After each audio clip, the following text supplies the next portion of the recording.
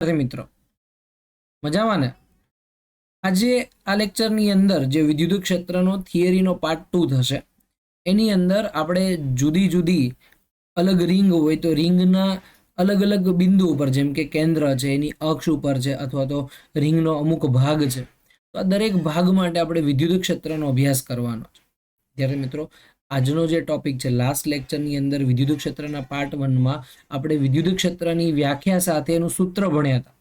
પણ આજના લેક્ચરની અંદર તમારે એ જોવાનું છે કે જ્યારે કોઈ પણ દ્રવ્ય બદલાય છે, જેમ કે મેં તમને એવું કીધું કે અત્યારે આપણે આ લેક્ચરમાં રિંગ વિશેનો અભ્યાસ કરવાનો છે, તો રિંગના અલગ અલગ બિંદુએ વિદ્યુત ક્ષેત્ર કેટલું મળે છે એનો આપણે અભ્યાસ કરીશું. જો સૌ પ્રથમ વાત કરીએ, આપણી પાસે માની લો કે આવી કોઈ રિંગ છે અને રિંગ ઉપર ધન વિદ્યુતભાર સતત રીતે વહેંચાયેલો છે. ધન વિદ્યુતભાર વેચાવાનો મતલબ આપણે એવું સમજી શકીએ છીએ કે દરેક બિંદુ આગળ ધન વિદ્યુતભાર એક સમાન રીતે વેચાય છે. હવે આના માટે હું તમને એક સિમ્પલ વસ્તુ એક્સપ્લેન કરી દઉં. અત્યાર સુધીમાં તમે એવું જોયું હતું કે વિદ્યુતભાર જે હોય એ બે પ્રકારના હશે. એક તો બિંદુવત અને બીજા છે સતત, જેને આપણે ડિસ્ક્રેટ કહેવાય અને કન્ટિન્યુઅસ ચાર્જ કહીએ. ડિસ્ક્રેટનો મતલબ છૂટાછવાયા વિદ્યુતભાર, જે એક એક સિંગલ વિદ્યુતભાર દરેક અલગ જગ્યાએ વેચાયેલો. અને જ્યારે હું અત્યારે તમને વાત કરું છું કે સતત વિદ્યુતભાર, તો એ ચોક્કસ પદાર્થમાં વેચાયેલો હોય છે. જેમ કે અત્યારે તમે જોઈ શકો આકૃતિની અંદર આ એક રિંગ આપેલી છે અને આ રિંગ ઉપર વિદ્યુતભાર વેચાયેલો છે. તો આવા આપણે વિદ્યુતભારને કહેવામાં આવે છે સતત વિદ્યુતભાર. તો અહીંયા આ રિંગના સૌ પ્રથમ આપણે વાત કરીએ છીએ ટોપિકની અંદર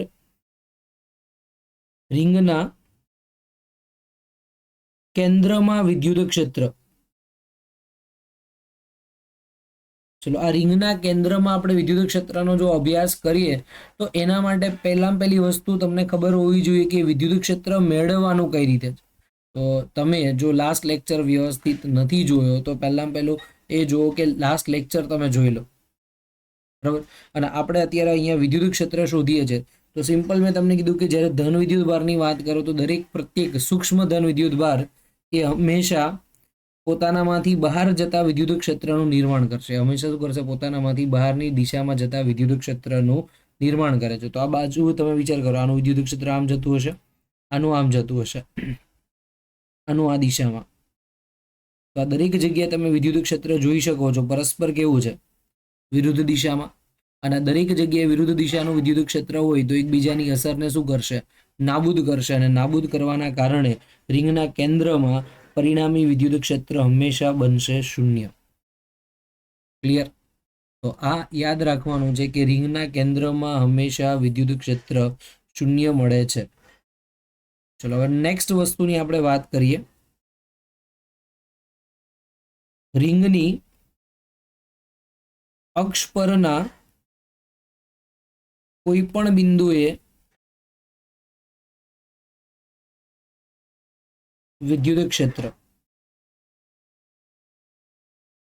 બરાબર, રિંગની અક્ષ ઉપરના કોઈ પણ બિંદુએ આપણે વિદ્યુત ક્ષેત્ર કેટલું હશે એ સમજવાનું છે. ચલો, આપણે પહેલી વસ્તુ આકૃતિની ચર્ચા કરીએ તો માની લો કે આપણી પાસે કોઈક આવી રિંગ છે જેને મેં 2 ડાયમેન્શનમાં દર્શાવી છે, એટલે ક્રોસમાં આવી રીતે રહેશે. હવે 2 પરિમાણની અંદર આ જે રિંગ છે એ રિંગને એની અક્ષ પર મૂકીએ તો રિંગમાંથી એક પસાર થતી અક્ષ ધારો કે આમ જાય છે. આની ઉપર હંમેશા સતત વિદ્યુતભાર વેચાયેલો હોય તો આપણે બધા ઉપર પ્લસ વિદ્યુતભાર દર્શાવી દઈએ છીએ.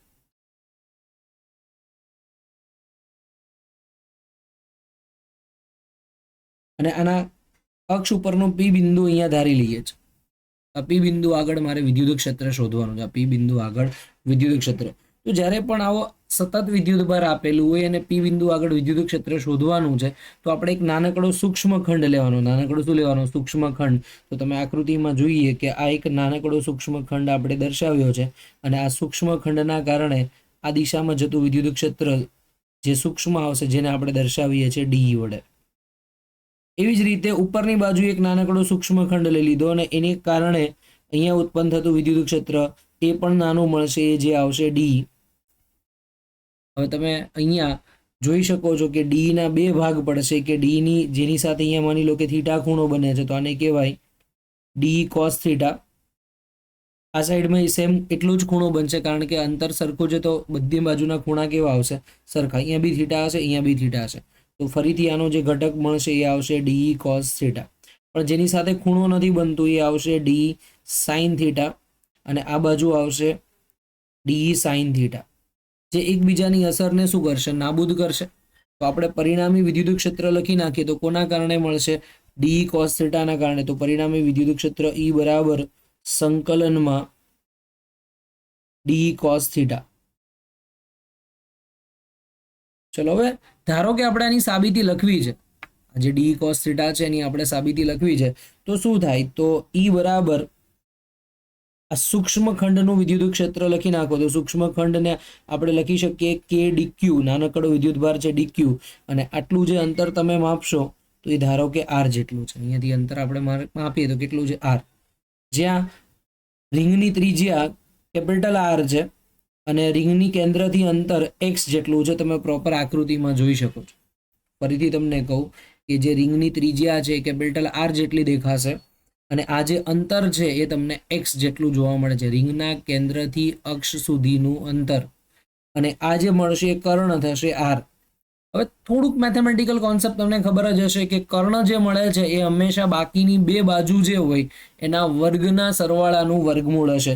તો તમારે જો એની કિંમત લખવાની થાય તો આર બરાબર વર્ગમૂળમાં લખી શકો છો આર સ્ક્વેર વત્તા એક્સ સ્ક્વેર, આર સ્ક્વેર વત્તા એક્સ સ્ક્વેર, અને આખાનું વર્ગ. તો ચલો, મેં અહીંયા એવું કીધું કે આપણી પાસે અત્યારે આ ડી શોધવાનું છે. તો આ ડી બરાબર તમને ખબર પડશે કેટલું થશે? કે ડીક્યુ બાય આર સ્ક્વેર, અંતરનો વર્ગ. અહીંયા લખી નાખો કે ડીક્યુ બાય આર સ્ક્વેર. આકૃતિમાંથી કોસ થીટા લખી નાખો. તો આકૃતિમાં આ ખૂણો અહીંયા મેં થીટાનો કીધો હતો, આ સાઈડનો ખૂણો થીટાનો છે, આ સાઈડનો બી ખૂણો થીટાનો છે નીચેનો. અહીંયા બી સેમ થીટા અને અહીંયા સેમ થીટા થશે. તો અહીંયા આકૃતિ મુજબ લખી શકીએ cos theta is equal to પાસેની બાજુ અપોન કર્ણ. આકૃતિમાં તમારે જોવું હોય તો જોઈ લો.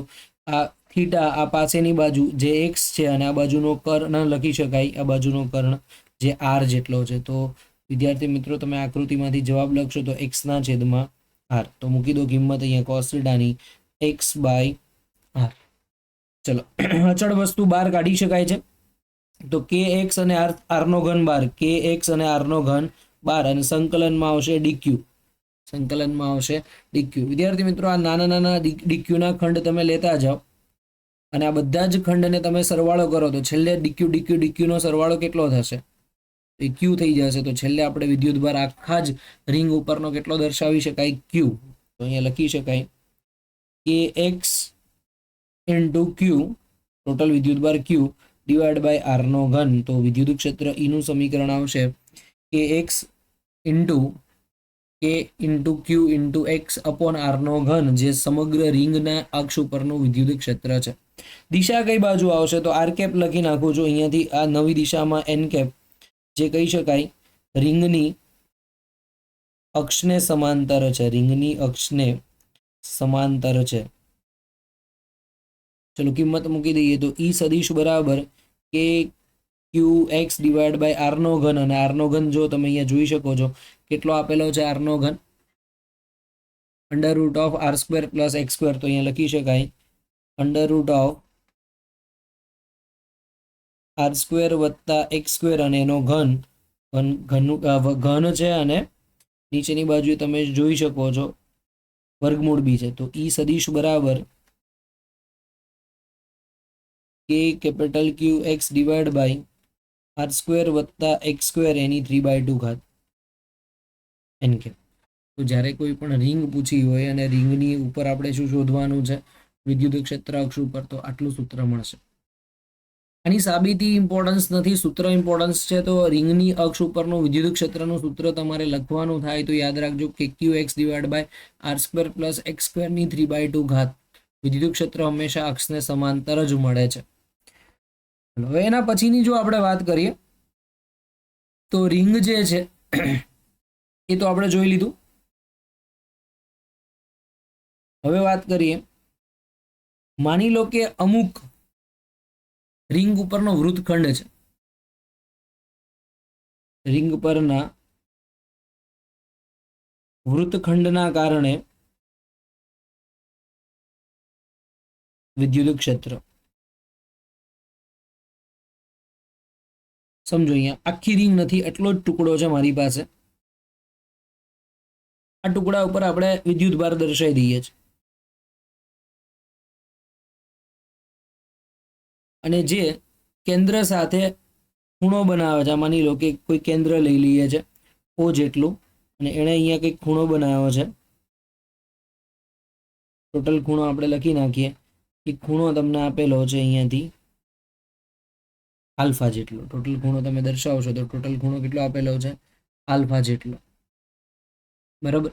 તો આકૃતિમાં આના કારણે વિદ્યુત ક્ષેત્ર શોધવાનું છે. તો સમજો, આ નાનકડો ખંડ અહીંયા વિચારો તો આ બાજુ વિદ્યુત ક્ષેત્ર લગાડે, આ નાનકડો ખંડ બનાવો તો અહીંયા વિદ્યુત ક્ષેત્ર લગાડે, આ ખંડ બનાવો તો અહીંયા. તો આ બધા જ વિદ્યુત ક્ષેત્ર જુદી જુદી દિશામાં છે, જેનું પરિણામી વિદ્યુત ક્ષેત્ર આ દિશામાં મળે છે. અને એ કેટલું છે તો હું તમને ડાયરેક્ટ સૂત્ર થકી જ લખીને આપું છું. તમારે એ યાદ રાખવાનું છે સૂત્ર. તો ઈ સદિશ બરાબર 2k lambda by R, 2k lambda by R, અને બાજુમાં લખવાનું છે sine alpha by 2, sine alpha by 2. અને જે પણ અહીંયા આ દિશાનો સદિશ હશે અક્ષ પરનો, એ પરિણામી દિશામાં તમારું વિદ્યુત ક્ષેત્ર જતું હશે. બરાબર. જો વિદ્યાર્થી મિત્રો આની સાબિતી તમારે જોઈતી હોય તો તમે કમેન્ટમાં લખો કે રિંગના વૃત્તખંડનું વિદ્યુત ક્ષેત્ર કઈ રીતે મળે છે. તો હું એની સાબિતીનો સ્પેશિયલી ડિટેલ વિડીયો બનાવી અને તમને એક્સપ્લેન કરીશ કે રિંગની અક્ષ ઉપર કઈ રીતે વિદ્યુત ક્ષેત્ર મેળવી શકાય છે. ચલો, હવે આમાં હું એક સ્પેશિયલ કેસ તમને કહું. આ જે રિંગની વૃત્તખંડ છે એના માટેનો એક કેસ લઈ લઈએ. આ રીતની અર્ધવર્તુળાકાર રિંગ છે. હવે આ અર્ધવર્તુળાકાર રિંગના કેન્દ્ર ઉપર આપણે વિદ્યુત ક્ષેત્ર શોધવાનું છે. હવે તમને લોકોને પહેલા તો આઈડિયા આવી જ ગયો હશે કે અર્ધવર્તુળાકાર રિંગ હોય તો ખૂણો કેટલાનો થશે? 180 ડિગ્રીનો. કેટલાનો ખૂણો થશે? 180 ડિગ્રીનો. ચલો, તો આના માટે આપણે વિદ્યુત ક્ષેત્ર તો આ દિશામાં જ જવાનું છે, પ્લસ માટે હંમેશા બહાર જ જશે.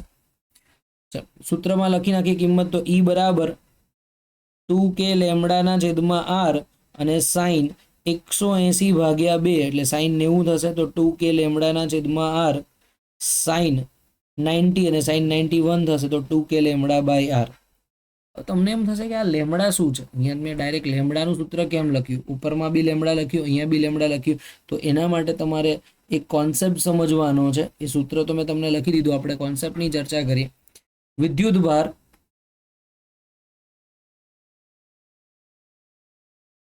સતત વિતરણ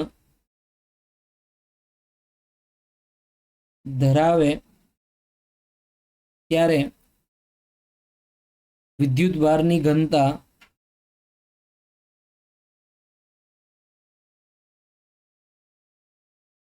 જરૂરી છે.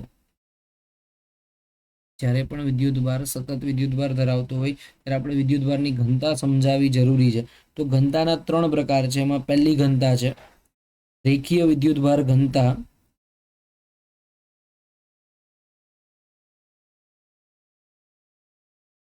યાદ રાખજો, જ્યારે વિદ્યુત ભાર છે એ સતત વિતરણ હોય, એટલે કે આખા પદાર્થ પર વેચાયેલો હોય, આખા પદાર્થ ઉપર વેચાયેલો હોય, તો એ સંજોગોમાં આપણે વિદ્યુત ભારની ઘનતા દર્શાવવી જરૂરી છે. એમાં પહેલું નામ છે રેખીય વિદ્યુત ભાર ઘનતા. યાદ રાખજો કે લેમ્ડા ઇઝ ઇક્વલ ટુ ક્યુના છેદમાં એલ. આપણે વ્યાખ્યાની જરૂર નથી, ખાલી સિમ્પલ વસ્તુ સમજવાની છે કે લંબાઈ ઉપર વિદ્યુત ભાર વેચાયેલો હોય, લંબાઈ ઉપર વિદ્યુત ભાર વેચાયેલો હોય ત્યારે કહેવાય રેખીય વિદ્યુત ભાર ઘનતા. અને યાદ રાખજો કે આપણે વિદ્યુત ભારને કોના વડે ભાગીશું? લંબાઈ વડે. વિદ્યુત ભારને કોના વડે ભાગીશું? લંબાઈ વડે. તો લેમ્ડા ઇઝ ઇક્વલ ટુ ક્યુના છેદમાં એલ. બરોબર, એટલે કે વિદ્યુત ભાર ભાગ્યા લંબાઈ. તો તમે ઉપર ચેક કરો, તમારી પાસે આ બંને કેસમાં તમે જોઈ શકો છો કે દરેક કેસની અંદર વિદ્યુત ભાર ક્યાં વેચાયેલો છે? લંબાઈ ઉપર વેચાયેલો છે. તો જ્યારે લંબાઈ ઉપર વેચાયેલો હોય છે ત્યારે આપણે શેનો ઉપયોગ કરીએ છીએ? લેમ્ડા. ક્લિયર? ચલો, નેક્સ્ટ જે છે પૃષ્ઠ વિદ્યુત ભાર ઘનતા.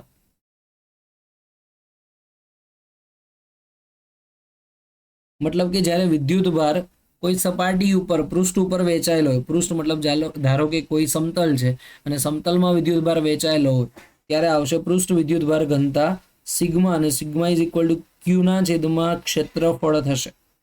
લખવાનું છે ક્યુના છેદમાં ક્ષેત્રફળ. તો અહીંયા લખી શકાય વિદ્યુત ભાર ડિવાઈડ બાય ક્ષેત્રફળ. ક્લિયર. ત્રીજા કેસની આપણે વાત કરીએ છીએ. કદ વિદ્યુત ભાર ઘનતા.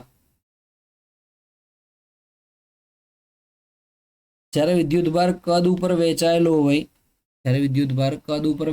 ત્યારે આપણે કદ વિદ્યુત ભાર ઘનતાની જરૂર પડે છે, જ્યાં રો બરાબર ક્યુના છેદમાં વી એટલે કે વિદ્યુત ભાર અપોન કદ. મતલબ કે ત્રિપરિમાણમાં જ્યારે વિદ્યુત ભાર દરેક જગ્યાએ વહેંચાયેલો હોય ત્યારે આપણે શેનો ઉલ્લેખ કરીશું? કદ વિદ્યુત ભાર ઘનતા. તો આપણા ઉપરના સમીકરણની અંદર તમે વૃત્તખંડના સૂત્ર યાદ રાખજો. વૃત્તખંડનું સૂત્ર છે ઈ સદિશ બરાબર 2k lambda upon r sine alpha by 2 into n cap. N cap દિશા છે જેની કોઈ ઇમ્પોર્ટન્સ અત્યારે નથી, પણ જ્યારે મેં એવું કીધું કે સ્પેશિયલ કેસમાં ખૂણો એક્ઝેક્ટલી કેટલા ડિગ્રીનો છે? 180. મતલબ કે આપણી પાસે વૃત્તખંડ છે કેવો છે? અર્ધ. મતલબ કે આખું રિંગ છે એનો અર્ધ વર્તુળાકાર ભાગ.